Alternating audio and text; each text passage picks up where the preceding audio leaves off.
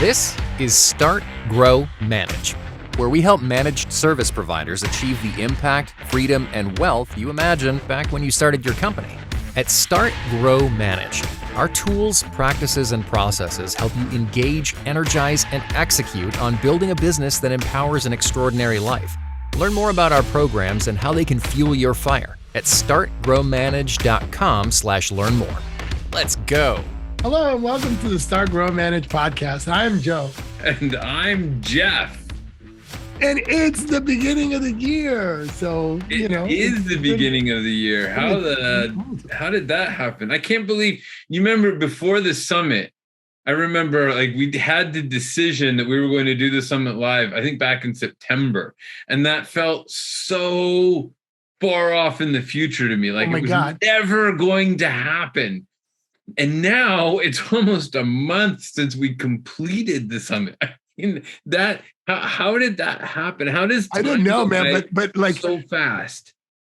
Like from the beginning of December to it was like warp speed. Like it just, like the closer we got to the summit, it's like entering the pool of a black hole. The closer we got to the summit, keep closer and closer and closer. So anybody listening, you better get your act together because it's almost the end of the year. You know, yeah. We're recording this at the beginning of January, and it's almost the end of the year. So but the next summit is around the corner. It's like April, man. I know, April 27th. I got it on right there. I'm working on the deck now because I better figure it out.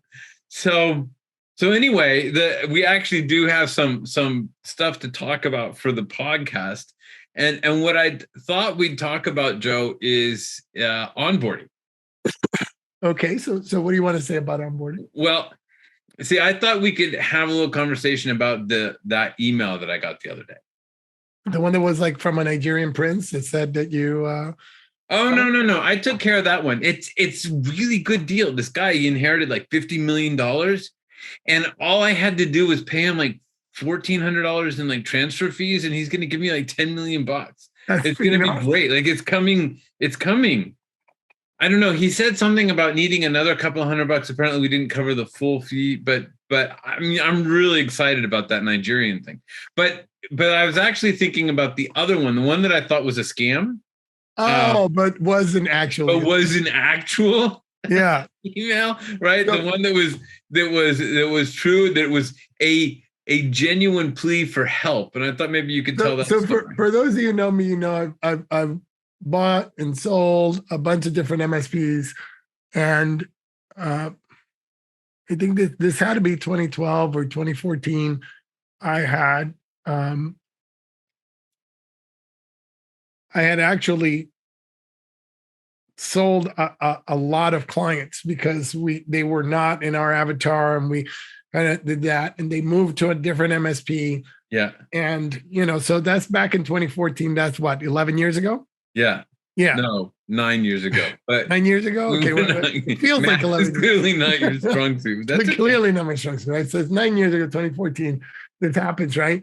And apparently, one of the clients, their domain expired, right? And I always, when we're the technical contact, we always log into the domain and put the technical contact information as our information, and then we give it to the client, and they can put their information as a domain owner. So basically, your name was in as the technical contact. It's the technical contact, right? Right. Back then in 2014, right? So now he's been through I don't know how many MSPs already. So go ahead. Yeah, I was going to say, so the email address is for the old MSP. Right, the domain doesn't even exist anymore. No, I let that domain expire. It's gone. It's expired, and they're trying to email Joe to verify ownership of the domain, and of course they can't, right? Because it doesn't exist anymore. The domain doesn't even exist anymore. It's not registered to anybody, let alone Joe, right? So they're sitting here trying to email this, and the poor guys can't even. Now their domain is expired. Their website's not working. They're like 2 MSP transitions beyond the first one. And the amazing thing is that each MSP came into this business and they went through onboarding, and nobody ever changed the technical contact information for that domain. Yeah. And his last MSP, which is very interesting, he had like the tech guy. Yeah. It wasn't really an MSP, it was just a tech guy. Ghosted him. Like he just one day stopped answering phone calls and stopped, like, I don't know, maybe he had a rich uncle or something happened. So now they have no way of getting that, and the domain expired. They're a reasonably sized company. Nobody's getting email. They're stuck. So the thing is, so the interesting thing about that, right, is the onboarding process, I think. So the key, I think, to sorting out the lesson that we've learned is that when you're bringing a new client on, that onboarding process is really key, right? We actually sat down, Joe and I was a little bit of a skeptic, and he's like, "Oh, we got to have an onboarding process," and I'm like, "Well, onboarding, how hard can it be? Like, just, hey, what's your password? I'll set you up with a computer and you're ready to go." And so, no, we got to have an onboarding process. If we don't have an onboarding process, it's not going to work. And now I get why, right? Because if you're not, I mean, in this case, it was the client, years later who was affected, but you can think of all the situations in which look at this. MSP is affected. Our onboarding was so well done in 2014, right? That because of me, because I'm still in that, and we'll be able to get that domain back and help that person.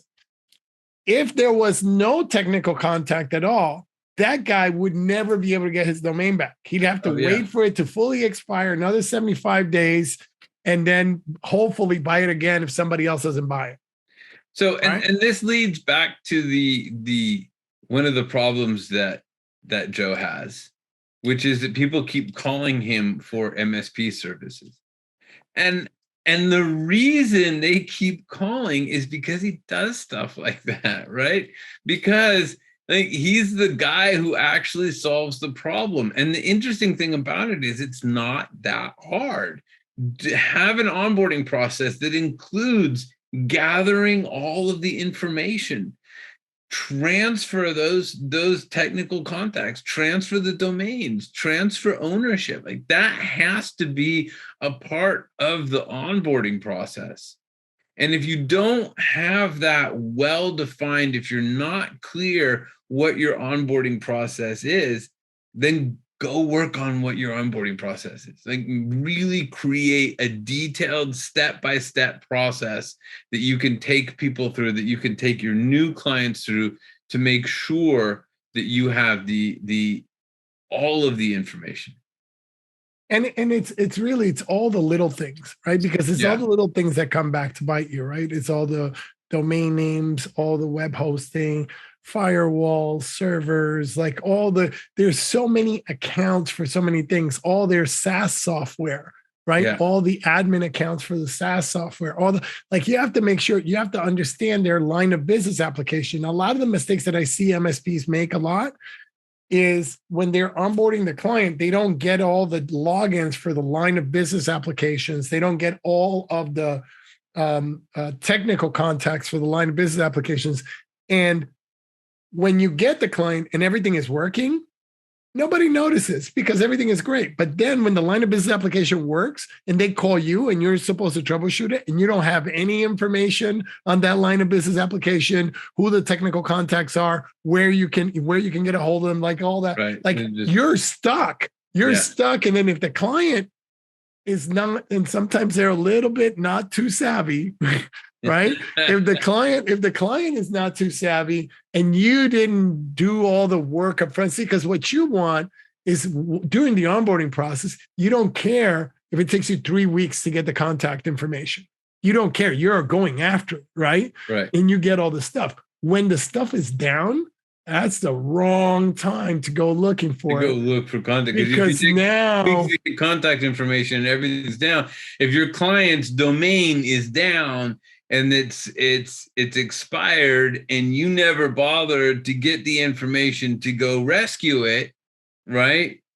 And their website is not functioning for the entire time, because right now you submitted service request and you're talking to GoDaddy. It's going to be at least a week before they get any sort of resolution. That is time. That is cost to the company. 100%.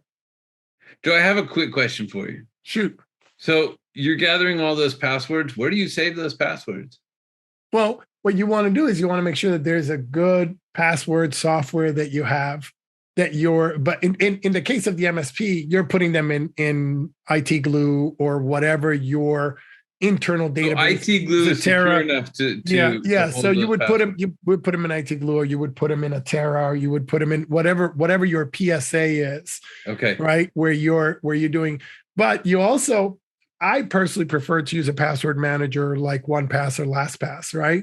So that there is a communal password manager that is for that client, that is paid for by the client, that lets them store all of their own passwords, and give us access to them as we need them. But it's about, because the other thing is, right, once you've gotten all this information, the thing that you have to do now is go and harden their cybersecurity profile.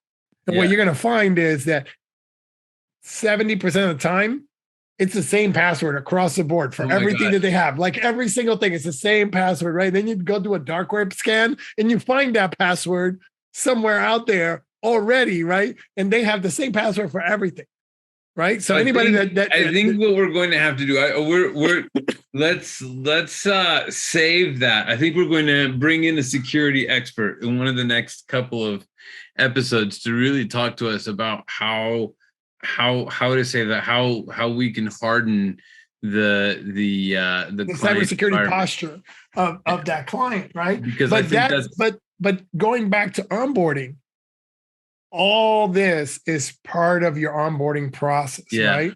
Because all this is where you make or break your help desk team. Yeah. Because if your help desk team does not have the information that they need at the time they go to troubleshoot, they are screwed. They're up S Creek without a paddle. So make sure that your support team is not up that particular creek without a paddle, and do your onboarding. We'll put a couple of resources together. We have a couple of checklists that we'll make available, at least in our client community. And look, I think that's good for this episode. So I think we'll draw it to a close. Remember, onboarding is key, right? Be sure that you get all of that information, get all of your stuff onboarded, and get all of your clients onboarded, get all of your information in onboarding. I confused myself with all of those onboardings there, but I think you know what I mean. And we will talk to you next time. And remember that you are loved. Thanks for joining us, and a special thanks to our subscribers. Consider becoming one right now and tap into our insights and instincts to help drive your business vision and success. Remember, you didn't start your business to feel frustration. You started it for freedom. We can help you discover the impact, freedom, and wealth you always imagined. Learn more at startgrowmanage.com/learn more.